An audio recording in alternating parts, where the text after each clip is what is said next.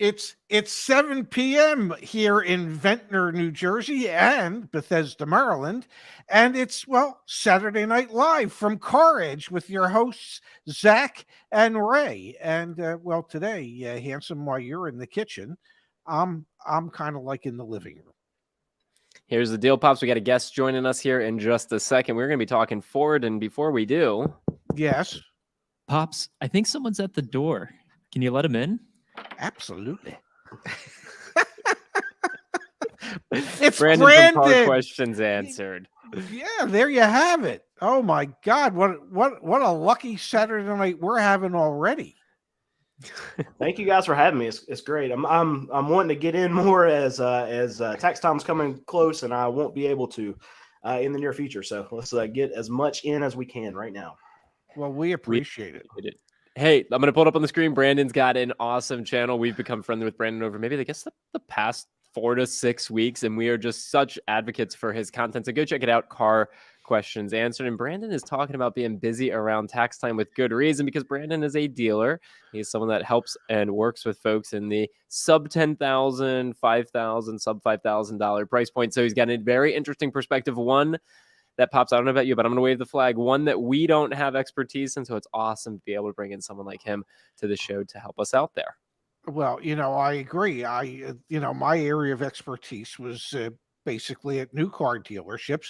So I had a lot of wholesalers that I would deal with, that I would call to help me put numbers on cars when I would be appraising cars. But I don't really have firsthand experience doing what Brandon does, which is dealing with cheap cars, trying to get your hands on cheap cars. Yeah. It's not easy, and really it's with what Brandon's doing, it's like he's doing God's work for a lot of people out there. He really is. I appreciate that. So, Ray, I have a quick question. So, like my grandfather was in the car business a long time ago too, and you said that you dealt with wholesalers. Did you have guys that would come by and actually buy your trade-ins before they would get to go to the auction? Well, when I worked with the Penske organization in North Scottsdale, we had a big campus there, and the way it was set up at that particular location was anytime sales managers appraised cars, we were required to call 4 or 5 wholesalers on our approved list of wholesalers to see what they thought the car was worth. Now, obviously, they always thought the car was worth, less than what it was really worth. Yeah. I mean, who doesn't know that? And then we were free to put whatever amount of money we thought was the appropriate amount. Now, if these were cars that we knew that they were going to wholesale, every Tuesday we had a silent auction at the dealerships for all the stores there, where the wholesalers would come in and they would write down their bids on the particular cars, and the high bid won the car. Nobody really knew what the high bid was going to be. Well, as it turned out, somebody knew what the high bid was going to be. And kind of, because that kind of crap goes on everywhere. Now, there were other dealerships that I worked in where, yes, you would call wholesalers and they would actually show up and they would buy the cars from you directly. And I'm sure you've heard the phrase in the car business about certain used car managers where they quarterbacks or halfbacks. And what that meant was, their friendly wholesaler who always ended up buying the cars, was he paying the used car manager $25 for each car or $50 for each car?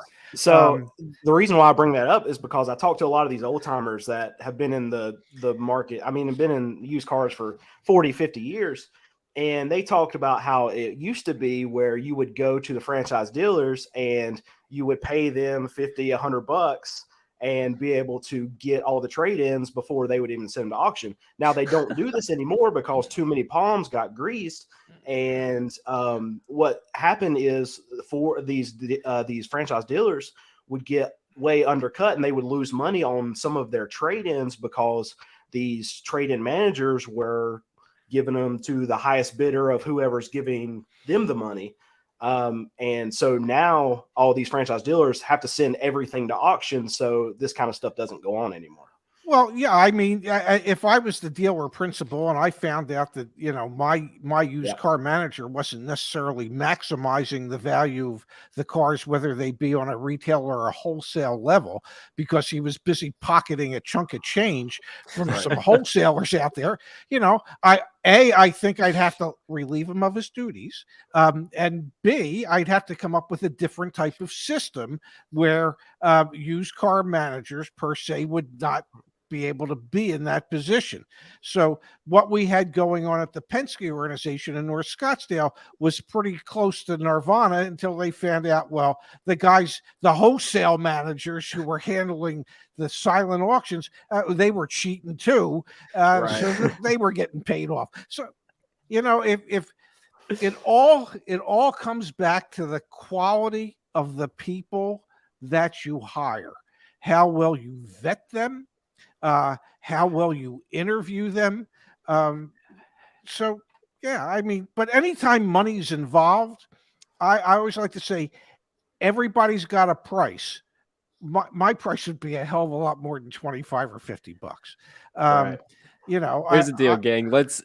Let's jump in because I already see the comments. I can already see the comments. He's got to push us forward. We don't have the whiskey, so I mean, we can't go into this kind of stuff yet. I can already read the comments. You said Ford did what? I've watched 30 seconds of the video, and all right, here's the deal. Yeah, we are gonna have, and I'm just calling it right now. At a certain point, I'm gonna do. And the reason I'm going to do that later on is not to move into the middle of the screen so that these two can go back and forth, because I could listen to you guys for hours. You're sharing your stories about the business. Sounds incredible. We are going to spend a minute here, though. We're going to spend a minute diving into Ford, because that's what we titled tonight's stream. We got to talk about the Ford earnings. So we're going to spend a couple minutes there. Again, want to give Brandon a shout out, taking the time out of his Saturday night, and Mrs. Car questions answered as well. See her in the chat. We appreciate that. So let's jump into the Ford news for a moment here, guys. May I say one thing first? Yeah. Do you have any idea how fortunate it was that Brandon found somebody named Mrs. Car Questions Answered? Oh, yeah. I mean, you know, what are the odds? Yeah, yeah. What are the odds? You marry for the job that you want, not the job that you have.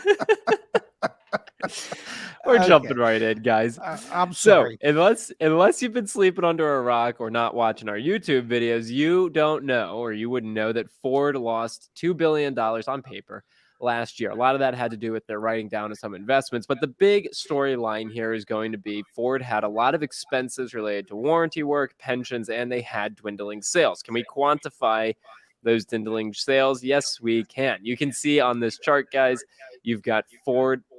Give me 1 second. I'm getting feedback. You guys getting feedback? Yeah, I'm hearing an echo. Is that on my end? I don't know. Yeah, it's on my end. You know, I don't control this stuff. You do. All right, I fixed it. So, Dad, no, I didn't fix it. No, you didn't. It's gotten worse. I'm not hearing it at all. You're not hearing any echo, but we're hearing echo. No. I'm going through. Yeah, I'm not going through. I'm going through the my actual speakers and not through any headset. It might be in your headsets. I don't know. Zach must have an open tab again. What is that? I think it's when I'm opening my. Okay, are we good? I think we're good. Yeah, I think so. I don't hear anything. I mean, cool. I can hear you, but. Thank you. Sorry about that, guys. So we see here sales down. What you're seeing on this chart is going to be year over year for the fourth quarter. And Ford, in the most recent fourth quarter, for the first time in 6 years, is under 500,000 vehicles sold. So they've got the number of vehicles that they're selling down year over year. They've got the cost of warranty work up. And they also have the thing that's offsetting this would be average transaction prices going up. They're obviously increasing the cost of the vehicles. We've covered that story ad nauseum. Now, Dad, we had some of Ford's leadership come out and say quality issues continue to drag down Ford's results. Lawler's one of the executives, Ford should be able to reduce warranty costs by $2 billion annually. Okay, that's a lot of money, $2 billion annually. But stick with me here. With me here. If we look back, you don't even have to be Sherlock Holmes here. You don't even have to do that much research. This is from 2020, November 24th, 2020. Farley aims to tackle Ford's warranty costs and bid to boost profit. Ford's warranty costs for the first 9 months of 2020 were $2 billion higher than GM's. This has been an ongoing story for many years now. And at the same time, 1 second, Pops, 1 second. At the same time, when you look at the NHTSA recalls, and we're looking at the past 3 years, that's Ford leading the pack, 166. Forest River. So if you're going to buy an RV, maybe don't buy a Forest River product. Mercedes-Benz, 122. So over the past 3 years, there's no one's even in earshot of where Ford is. All right. I pull all this up to say, I think Ford is making a statement to the industry, which is they want to sell more expensive vehicles. They want to try and make more money, but they're getting in their own way. And it's a hell of a storyline. It's a hell of a situation for America, one of America's most storied brands, not to mention the other story that I'll pull up in just a second here about some wiring harnesses. So interesting dynamics. Well, you know what it says to me? That Jim Farley knew they had this problem 2 years ago. They still have the same damn problem today. You can't lower your warranty costs if you're going to keep building lower quality vehicles. Those two things don't go together. Okay. It would seem to me that if you want to lower your warranty costs by $2 billion a year, maybe take $1 billion of that $2 billion and invest it in higher quality components that you're using for the vehicles so that those components don't break so quickly and need to be replaced under the warranty time frame.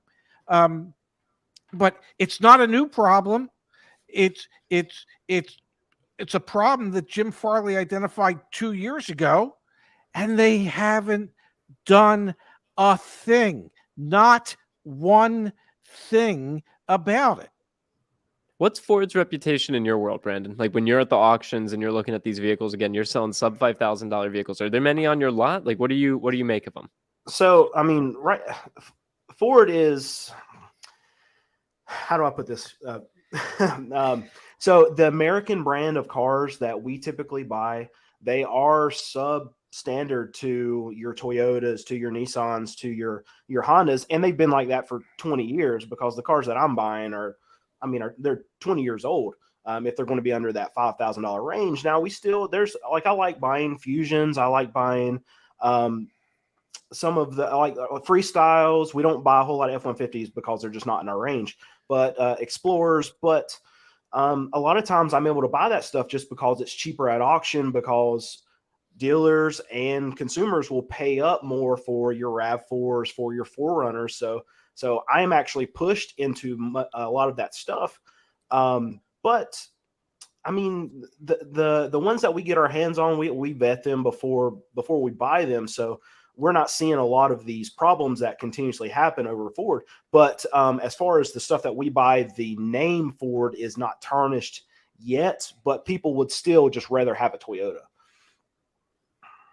Yeah, Zach, I think Ford is considered a great American brand and a great American company.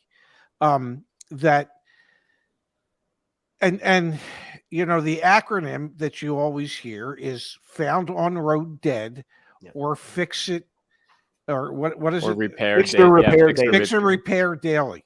Because Fiat was fix it again, Tony. So they all. So, but my point is, it's not like people all over the globe don't know those two names for Ford. Now, that's not to make an excuse for them to continue down that path that they've identified as an issue. They don't really seem to address it. I mean, last year, the concept was, well, we want to improve our quality and we want to improve what's going on with our customers. So we're going to pay more attention to what they're saying on social media. No, the place you want to pay more attention is, well, in the actual production of those components, not the social media aspect. Uh, Let me show you one other thing here because I think it'll get you guys will both get a kick out of this. Pulled up on the screen. We had this article. Ford Mustang Mach-E has a mile of wires it doesn't need. That's a big deal. This came out of the earnings call just this past week. Ford showed this week that it's not going to be as easy for traditional automakers to catch Tesla in the race to build the better electric vehicle.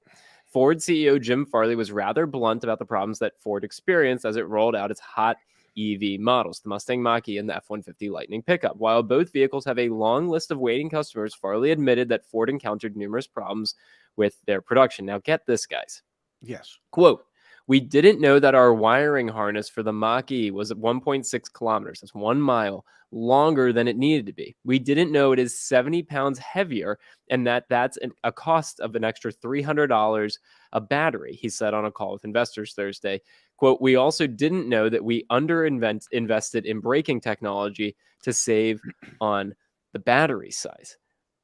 Do you admire this type of leadership, or do you look at this, Brandon, and you say to yourself, what the heck is going on over there? This is a recipe for disaster.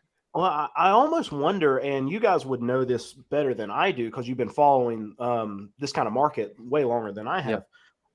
But I wonder if a lot of these issues, overlooking things, rushing stuff out, did it spike with COVID, with them having these chips and having to rush out these vehicles over the last 2.5 years?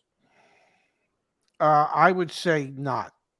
Okay. They've been having these issues. They haven't had a successful model launch without recalls in quite some time. Every time they redesign a model or come out with a new model, the recalls start almost instantly. Yeah, and I knew So they had quality issues for like the last 2 decades, but I was wondering if there was a spike in it from rushing these vehicles out when they're waiting for chips. I think there will be. I mean, that's my personal opinion. I think there will be. We covered the story all last year about Dirt Mountain, which was the mountain that had Broncos on it that became Snow Mountain and Ice Mountain and then Mud Mountain.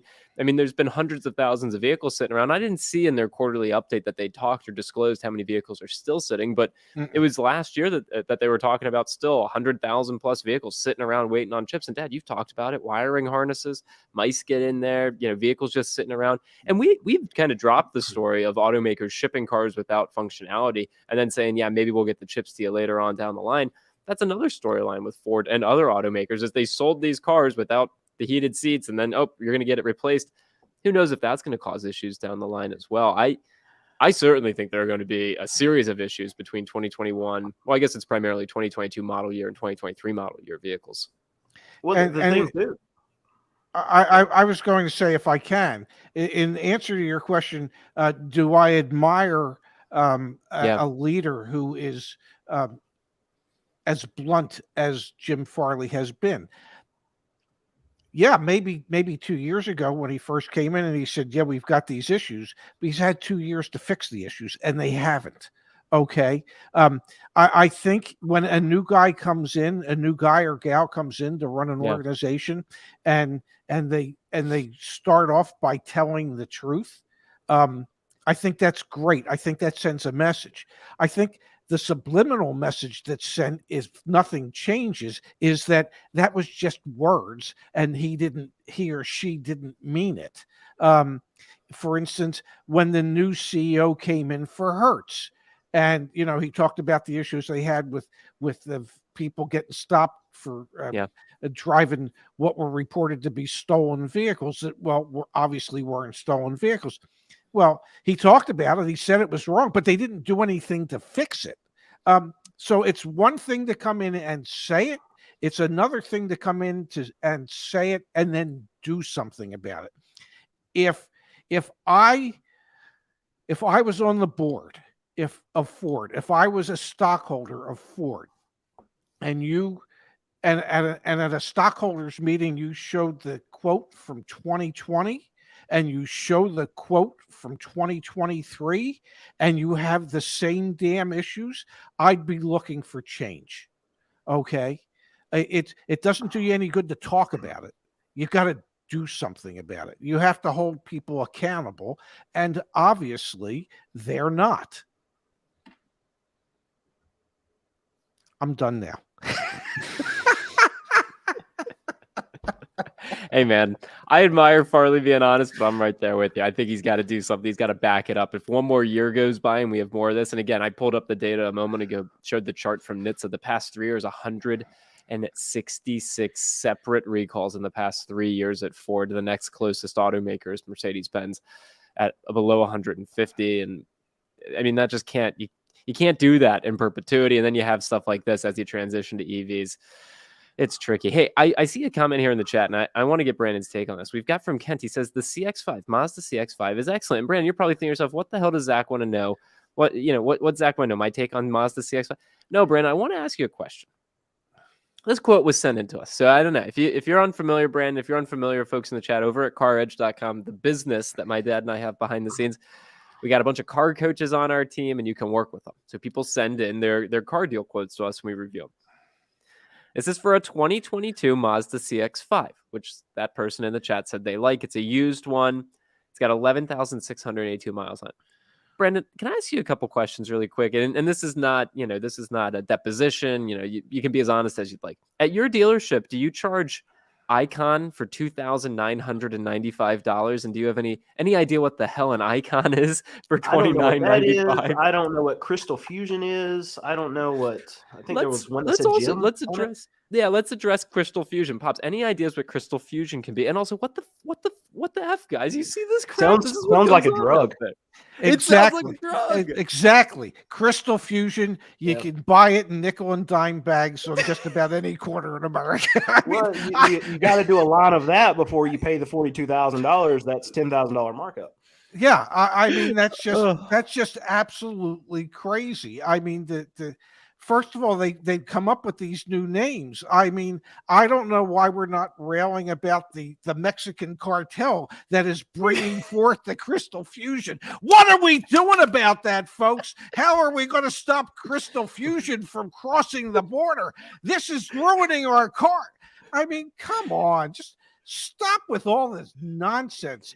So this was sent into us, Dad, today or yesterday. I mean, this literally was sent into us yesterday from Oarsman. I mean, just like, this is the crap that goes on out there today. My apologies, today. Like, what the hell is this, guys? This, and the original MSRP on this vehicle when it was brand new, $38,650. So this is a used Mazda CX-5, which you can get Mazda CX-5s below MSRP new right now. They're selling it for over original MSRP with Icon, with Crystal Fusion, and with Germ Bath. Yeah. Germ Bath kind of sounds like it could be like a Crystal musician. Fusion is actually the color. Because it says up top, Soul Red Crystal. No, it's a $500 upsell for the Soul Red Crystal Mica. Yeah. But it's just. I mean, this is pure nonsense, overpriced nonsense. And when, I mean, I see the comments. Ray, why are you always bashing the dealers? You used to sell cars for a living. Why is it that you're trying to rip the automobile industry? There's your reason why. Read that. Icon $29.95, Crystal Fusion $24.95, Germ Bath $19. You could go to a hospital, they won't charge you $19.95 for a germ bath. I mean, you look at that crap and you wonder why people hate car dealers. You look at that. And if you're a car dealer, if you're a salesperson at a dealership that does that, and then you wonder and you say to yourself, oh, we treat people fairly. Here, let me help you. The hell you do. That's not treating people fairly. If Crystal Fusion is a paint protectant, okay, let's say it's the world's greatest paint protectant, okay, and they're paying their service department and their detail department, I don't know, $300 to install it, okay, and they're charging $2,500 for it. If you were the customer, Mr. Salesperson, how the hell would you feel about that? Would you think you're being treated fairly? Would you think that you're doing the right thing by your customers? Or would you come to the same conclusion that so many consumers in this country have come to, and that is car dealers, for the most part, suck? And I'm pretty sure you'd come to the conclusion that many car dealers, for the most part, suck. And you've brought it on yourself, and you refuse to change it, and you refuse to even see how stupid that looks when you try to do that to somebody. Okay, I'm done again. Brandon. So, I mean, I'm obviously I don't want anybody to get taken advantage of, and that is what my channel is about, is talking about this kind of stuff. But the reason why my business has been so successful is because of this stuff right here. I mean, it's easy for you to make money selling cars if you're just straight up with your customer and you don't do this kind of stuff. So that's just my 2 cents on it. So selfishly, I'm glad that they do this kind of stuff. I don't want people to get taken advantage of. Hopefully, people that are watching this and people that watch both of our channels, they're learning how to avoid this kind of stuff and recognize it when it happens. But it helps our business out tremendously. So thank you, dealer, for people. We had another one come in, and it's not nearly as egregious, but I think it also frames like what's pretty common in the industry, which is most customers get hit with this first. And I know it's going to be a little tiny. Let me zoom in for you guys. We've got here the protection package and Sierra protection package, $1,187. LoJack. There's not another product in the entire existence of humanity that has more different price points. I've seen LoJack as low as $600. I've seen LoJack at $3,000. This one's $1,473. Window Edge, $188. That's actually pretty cheap on the window edge side of things. But the thing to call out on this one, Brandon and Pops, the dealer listed the MSRP/retail up here at the top. That's misleading. The MSRP, this is a 2021 Ford F-150 with 37,800 miles on it. I looked it up. The MSRP on this was about $60,000. And so it's tricks like this that, like you said, Brandon, they make dealers like you look like good people because you're not just trying he to. Is. Because he is good people. Because you are. Thank you. Thank you, Ray. Fair. What we need is more people who think like Brandon. Okay, that more dealers that I've been saying it. I used to say this when I was still actively in the business. When was the last time a dealer principal looked at the process and tried to look at it through the customer's eyes? Okay, I can tell you from having worked in new car dealerships all my life, the dealership personnel would come up with ways that they thought would make it better for the consumers without ever having asked the consumers, what do you think would make it better for you? It was as if dealership personnel would be able to look at the consumer and say, I know better than you what you're going to like. And they never looked at it through the customer's eyes. They always look at it through the dealership's eyes.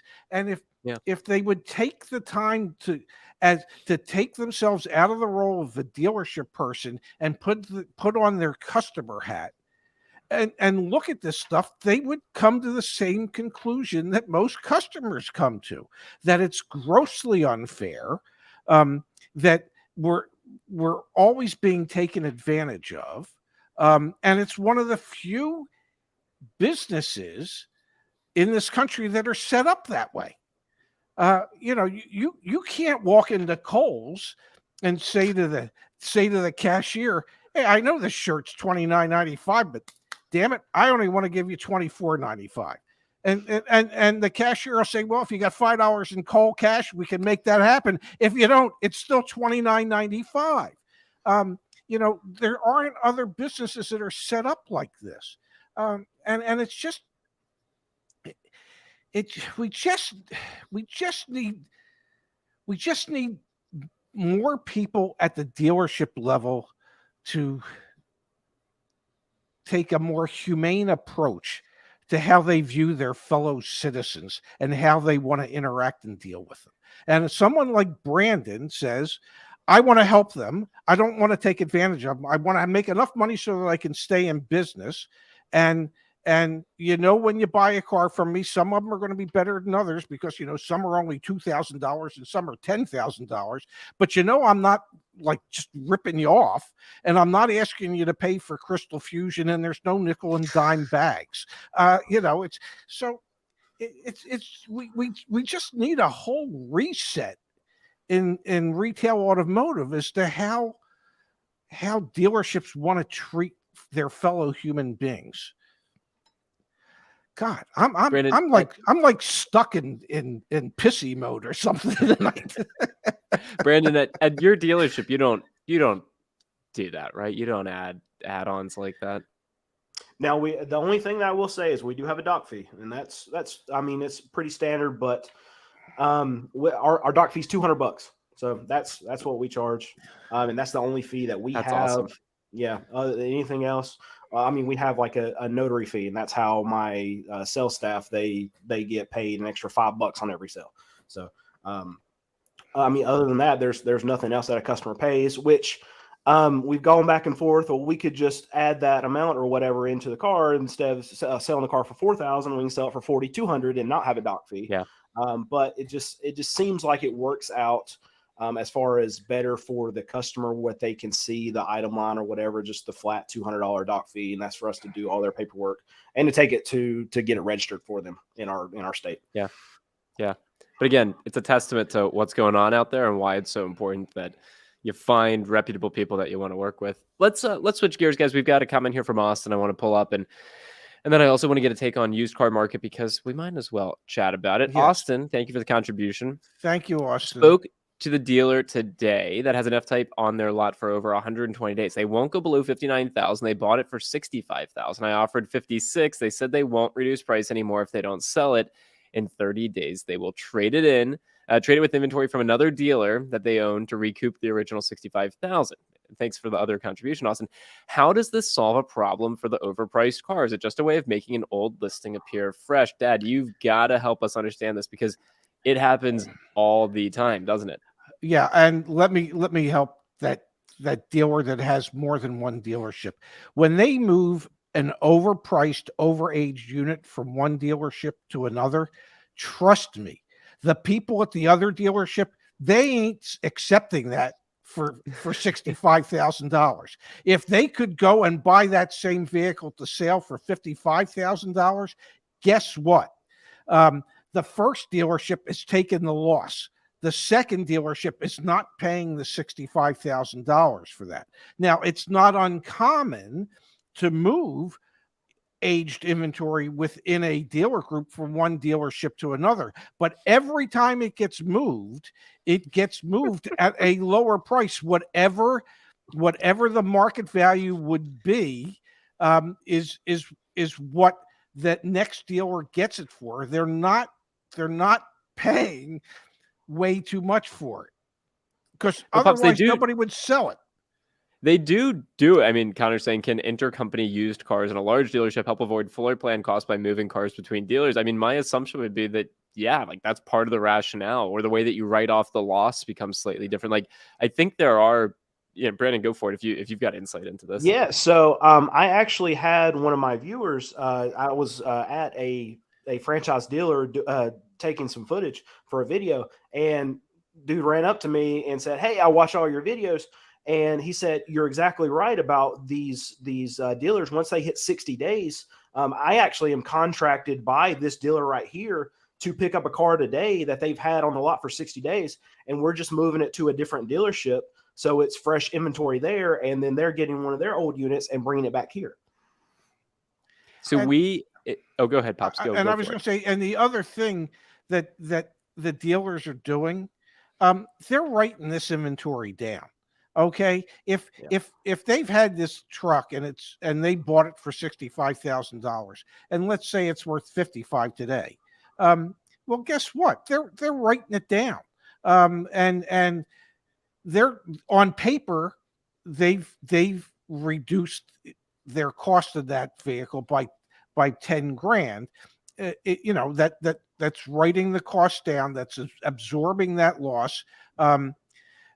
I mean, we used to do that all the time at the dealership where, the owner would look at the inventory and he'd write and stuff that sat too long, he'd write it down. But his excuse for doing it was, well, that's what the pack was for. Used car pack, which was, I don't know, $750 or $1,000 per car. And what that means by pack is that's money that the dealer charges the salesman or the sales managers for the cost of having that vehicle on the lot. So if they bought the car for $60,000 and they spent $2,000 in reconditioning, and there's $1,000 pack on the books to the salesperson or the sales manager, that's $63,000.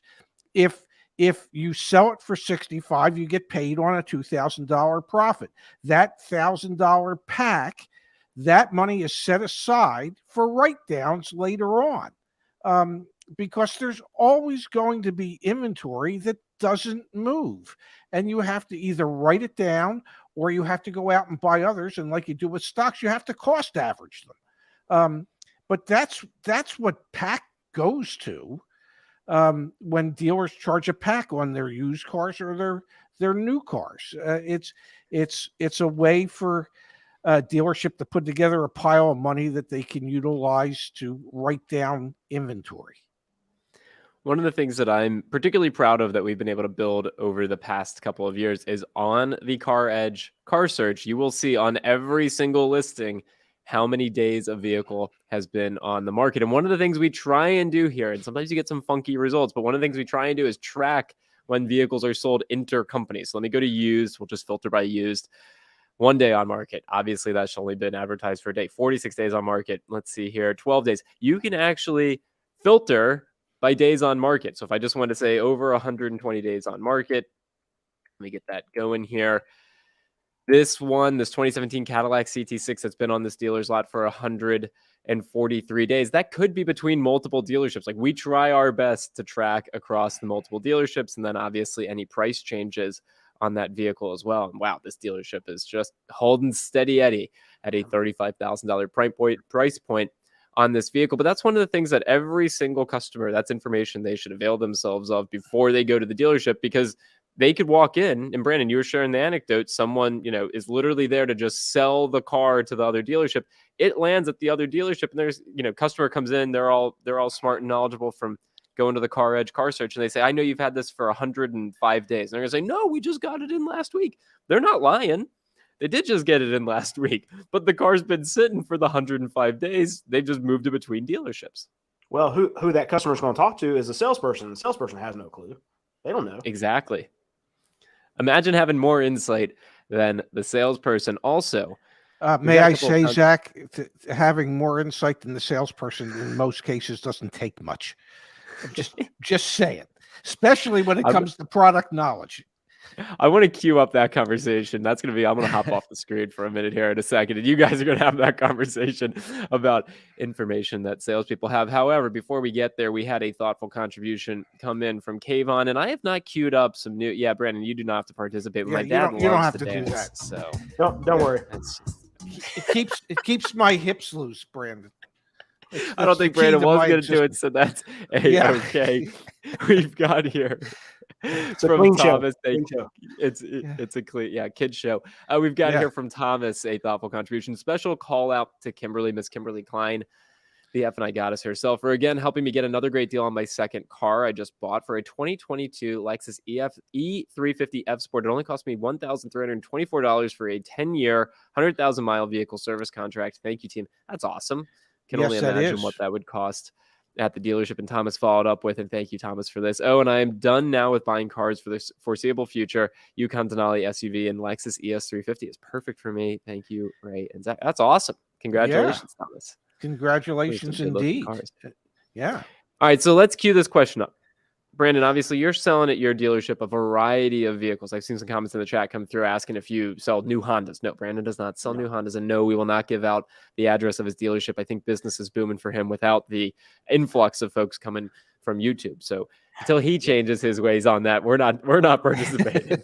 That being said, you've got a variety of different vehicles. Dad, you for decades sold, new cars, used cars. Can you guys talk a little bit about yeah, the salesperson knowledge. Like, you know, you both have hired lots of salespeople during your career, and quite frankly, I've heard plenty of stories of people going into dealerships knowing more about the cars. We were just talking about days on that. Like share an anecdote, Pops. Go for it. Like, help me understand a little bit the challenges you would face with your salespeople. And then, Brandon, I'd love to hear your take as well.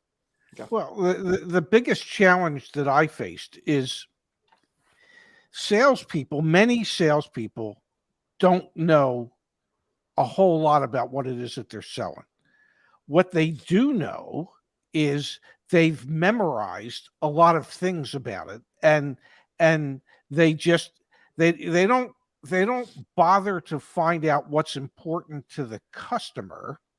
They think that if they just do verbal vomiting of everything they know about this car, well, that'll keep the customer interested.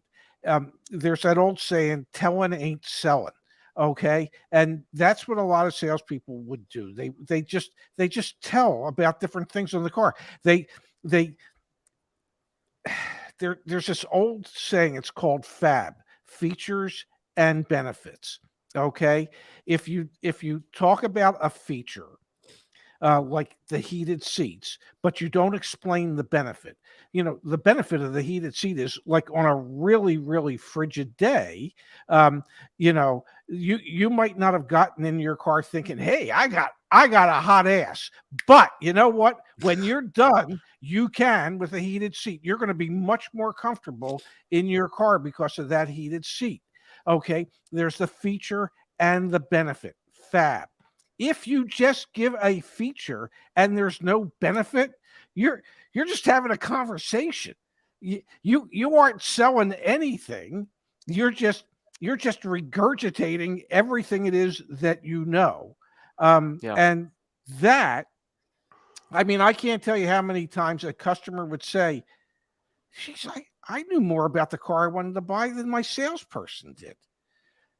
Yeah, a lot of salespeople don't study. They don't try to become better. They don't try and hone their craft. And for the last 2 years, they haven't had to, you know, because in many cases it was, if you don't buy it, the next person will, which that's not selling. That's order taking. What about at your dealership, Brandon? Like, what do you screen for? What do you look for? And have you had similar experiences to what my dad's talking about? So I have a very important rule when I've hired all of my salespeople before they get in, and that's that they've never worked in the car business. They don't know anything about cars. I want that from my salespeople because I want the customer to be able to make up their minds on their own, and my people to not be, we call them sales staff, but they're not on commission. I mean, we give them bonuses when we sell, every time we sell 100 cars, everybody on the team, whether it's mechanic, just a runner or a sales staff, they all get a bonus. But I don't want to have any kind of structure where they get paid more for selling a particular car because I want the customer to be able to make up their mind. That's why I don't want them to know anything about vehicles, because I don't want them to be able to lie about anything. I don't want them to try to sway a customer in a certain way. I want the customer to come in and then we tell them, hey, go get this car checked out by your mechanic so you know exactly what you're buying before you buy it. But that's something that's always been important for me when I'm hiring. I mean, that's completely backwards with what most dealers want to do, because they want people to try to push people into cars. They want them to be able to try to tell them something about the car that they don't know. And I don't want that at all. I want the customer to figure it out on their own and then be able to purchase the car that they decide that is a good fit for them. And Zach, I will tell you that the best salespeople I ever had were the ones that that had an innate ability to connect with another human being. Okay, it's if you can't connect on a human level with the person you're trying to assist when it comes to getting a car, you're not going to sell them anything. The most important aspect of the sale for me was always figuring out how can I connect with this other person on a human level so that I can get them to share their wants and needs and desires with me so that I can then point them in the right direction for the car that might work best for them. Yeah. It's and most salespeople are trained not to really do that. Most salespeople are trained to deflect when questions are asked, or how to overcome objections, and that's part of it. But there's less objections to overcome if you've figured out how to connect on a human level with the person that you're working with. The customer feels more secure that way, and the salesperson feels more secure that way, so that there's less misinformation that happens during the process, if there's that human connection. If there isn't, it becomes very, very difficult to actually make a car deal. Yeah, I completely agree with you. And a lot of it is trying to have nuance and helping someone realize, like, hey, maybe you actually do want to do this. Like, a lot of people just want confirmation, like, oh, I can buy this. The issue that you run into is a lot of pay plans, different than what you described, Brandon, but a lot of pay plans are, predicated on, well, the more gross I can make on this car deal, the more money I'll make. And so the salesman is doing, or the salesperson is doing a good job, maybe helping someone feel confident making a purchase. The issue in buying a car is, next thing you know, you could be spending thousands of dollars. Like, we looked at the Crystal Fusion earlier. Like, a good salesperson could convince you, oh, you should do that. That's actually what everyone gets, and we actually discounted it for you. Next thing you know, you're spending thousands of dollars more than you actually should have, and that's where we obviously end up with getting a bad rap. And I think a lot of it is tied to the pay plan. Like, I mean, obviously at your dealership, Brand, it's different, but I know, Dad, your pay plan when you were in the industry, you got paid off of gross profit, and that was an incentive for you to want to hold more gross profit on car deals. The best pay plan I ever had as a new car manager was tied into how every department in the store did. Typically, the way dealerships are set up is every department is siloed. It's a fiefdom unto itself, and everybody's trying to protect their turf. And in this one store at one time, it was, if parts and service did better, I did better. If sales, new and used, did better, the parts and service managers and people did better. If F&I did, we all participated in store-wide growth as opposed to just department growth. And that way it didn't pit one department against another. But in most stores, pay plans don't work that way. Pay plans are usually based on gross profit for your department. If a new car manager who also desks used car deals, so it's whatever the sales department makes gross profit wise plus what F&I pulls in. Okay, and that would include wholesale as well. So those are the four areas that would impact how you get paid. Well, that didn't make me want to do anything for the parts and service departments, and that didn't make, if the service manager is getting paid off of hours and dollars that the service department produces, well, when it came time to reconditioning used cars, he wasn't looking for the cheapest way to recondition the car for the used car manager. He was looking for the most expensive way. And the same held true for the parts manager. So pay plans can actually really impact dealerships and actually destroy the camaraderie that you should have and the unity that you should have within a dealership. Yeah, totally makes sense. All right, we've got a contribution that has come in here from RJ. Let's see if we can help him out, guys.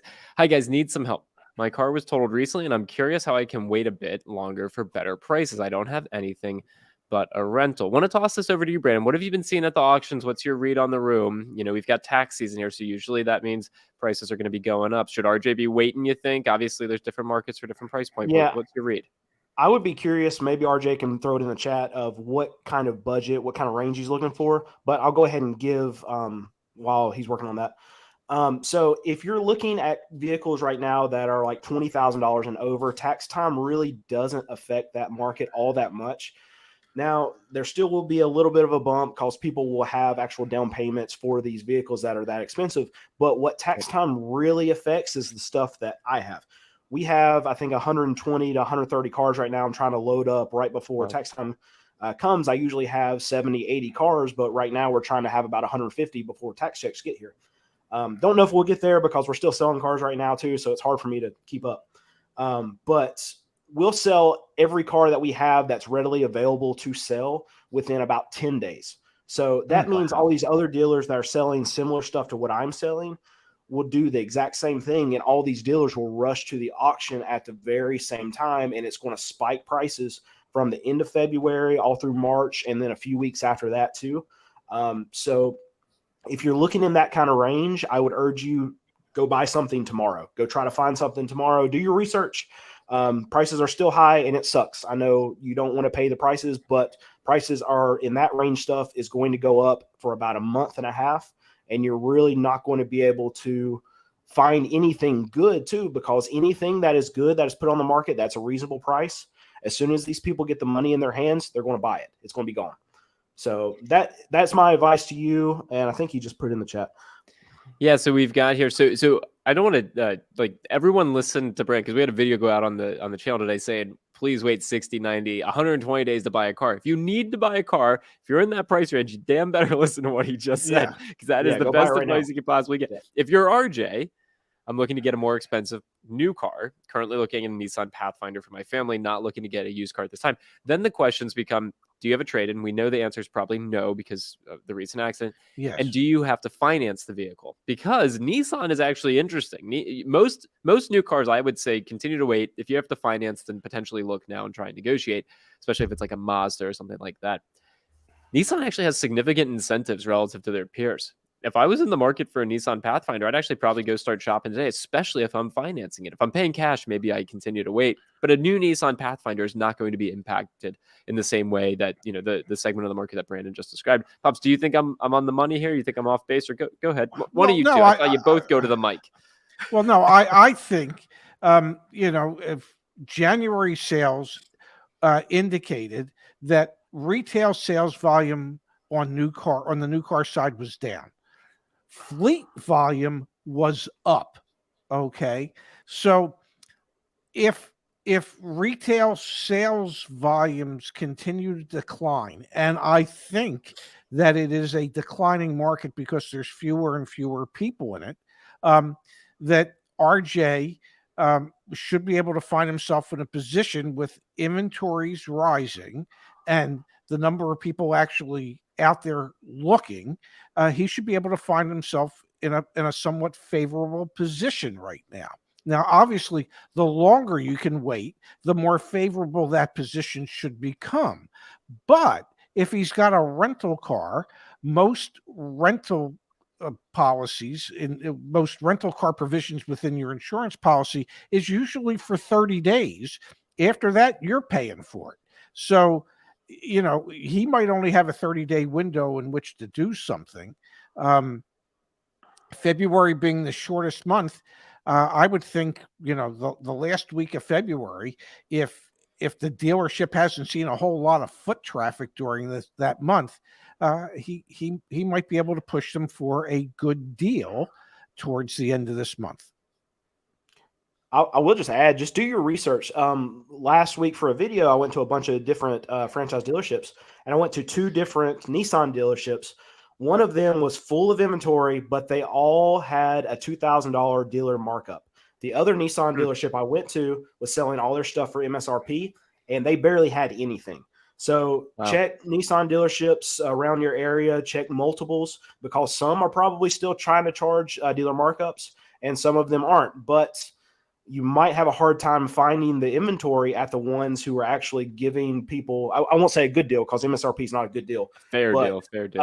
But a better deal than some of these dealer markups. So just do your research and find, if you've got to buy now, just find your best option. And I see a lot of chats in the comment. I see a lot of comments in the chat.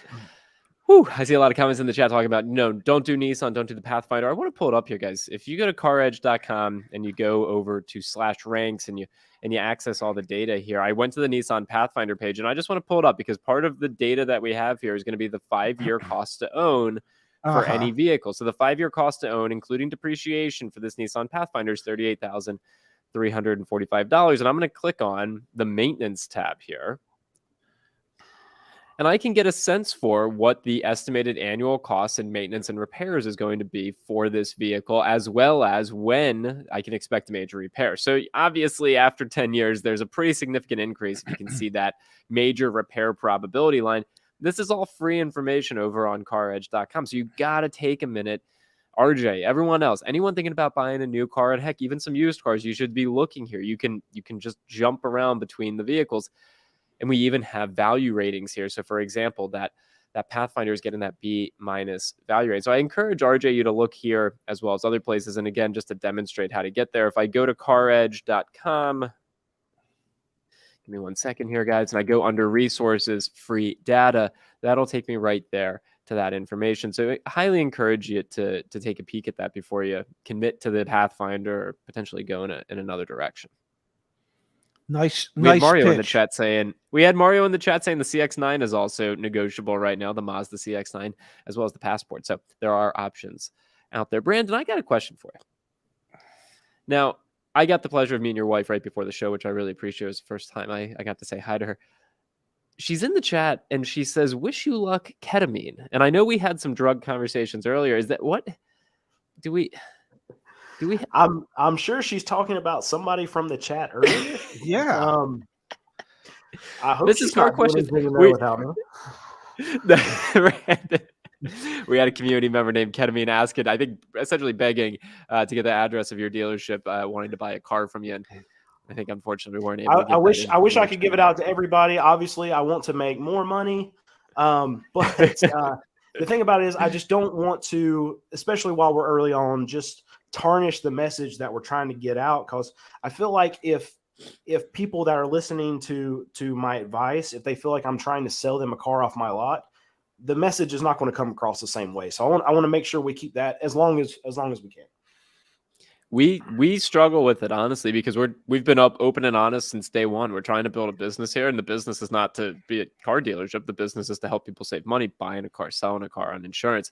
Dad, today Laura and Brandon, my girlfriend Laura, her insurance renews in March from Progressive. She was paying $133 a month for her insurance. I was like, Laura, please just get a quote from our insurance agency. Just go on the website. $76 from Travelers. She probably could have gone to literally any website and she, would have also gotten the $76. I'm not saying we have incredible rates or anything, but it's we're trying to build this business and it's every time we try and share stories like that, or I want to pull a video up and share it with both of you guys on the show. It's hard, man. But at the end of the day, most people realize that the intentions are good. I think you're in an especially challenging situation because the magnitudes of scale you would get would be huge. You would have thousands of people wanting to buy cars from you. It'd be very difficult to do that. Speaking of, we're hiring. So send me an email with your resume if you're near Charlotte, North Carolina.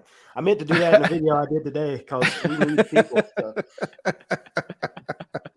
Hey, you can do it here. About that. Yeah. We are all the same, man. All right, I want to put a video up on the screen. Can I share something kind of like a Saturday night win with both of you, and then we'll call it a show? Whatever you say. You're the producer and the director. All right, give me 1 second. I want to make sure we don't get feedback again. I think we should be okay. Let me share this on the screen.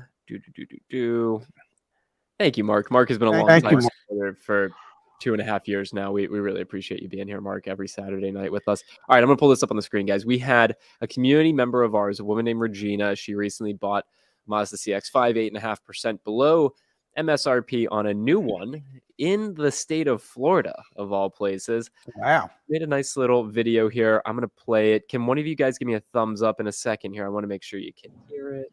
Hello, CarEdge. Yeah? Yeah.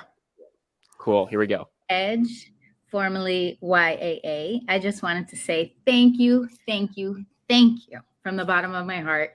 I cannot express how much gratitude I have for this incredible community and especially the guys and gals behind the chat box. I was literally for 2 weeks in their inbox every day asking questions about how to secure my car.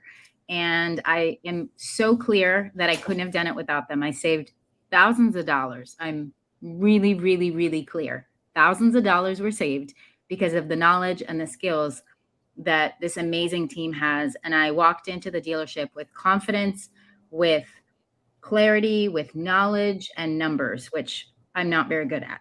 So I was really, really grateful for walking out and feeling like I finally got what I was looking for, which I will share hopefully in the share the deal by next week. I ended up getting the car that I wanted for the price that I wanted, which was a CX-30. And I walked away feeling like, did I get a good enough deal? Like, could I have punched them a little bit more in the gut? And Mario, Justice, Kim, Scott, I believe, all of them are amazing. Ashley, you guys are incredible. I'm so grateful. Thank you. And I couldn't have done it without you guys. So if anybody is thinking about being a member, or like, why are you thinking about it? Like, there's no reason, just do it. Like, it is so beyond worth the cost of being a member. I can't express how much this membership means to me and the value that it provides. And I cannot wait to use it for more things to come. So thank you guys so much. I really appreciate it. I like that. That's how we get away with trying to sell things on YouTube, is we actually help people. Now, the nerve of us. So I'm looking to buy a new car. So I need to get you guys to help me out.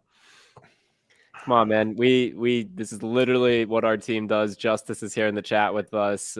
Space, you've seen Mario here. So no matter what car you're looking for, maybe we can even document it. That could make some fun content for YouTube as well. Yeah, my truck's burning oil. I need to get rid of it. We can help you out with that too. Something tells you got a few connections on that end. Hey guys, let's wrap with this. A friendly reminder: Brandon has got a channel here on YouTube. It is Car Questions Answered. Please go take a peek. We are huge fans of the content over there. We are greatly appreciative of Brandon's time and his willingness to build a relationship with us in the CarEdge community. So please, Brandon takes a very different perspective on the industry because, well, he works in a subset that me and my dad have no experience in, the sub $10,000 price point. If you're interested in that market and you're interested in just learning his perspective on things, please go check it out. Really incredible work that he does over there. And Brandon, thanks for taking an hour out of your Saturday night to spend it with us in the CarEdge community. So thank you. Yeah. Thank you guys for letting me come back on again. We'll need to do this real soon. Terrific. Thank you so much. We really can't thank you enough. And I know that the viewers out there and the community members really love when you're on the show. So it's a pleasure having you. I appreciate you guys letting me come on again. Yep. All right, everyone have a good Saturday night. Pops, when will we be back on?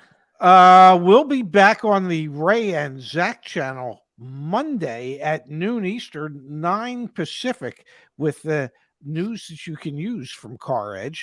And there's a rather strong likelihood that we could be back here next Saturday night for another edition of Saturday Night Live from CarEdge with your hosts, Zach and Ray, next Saturday at 7 p.m. Eastern. Can I tell you both just a quick, like, between the three of us and everyone that, most people, Sure. like, they leave after my day. Yeah. Laura, my girlfriend, she says to me today, she says, Zach, I love Saturday nights. I was like, oh, that's awesome. I'm so happy for you. Why do you love Saturday nights? She's like, I get to spend it by myself. I'm like, all right, I'm doing live streams. I don't have to worry about it. I'm doing live streams. So, she meant that, it's like good self-care time. Anyway, all right. You guys have a good Saturday. I'm going to go home and watch TV or something. See you, Brandon. Appreciate it. See you, Brandon. Have a great one, honey. I'll talk to you later.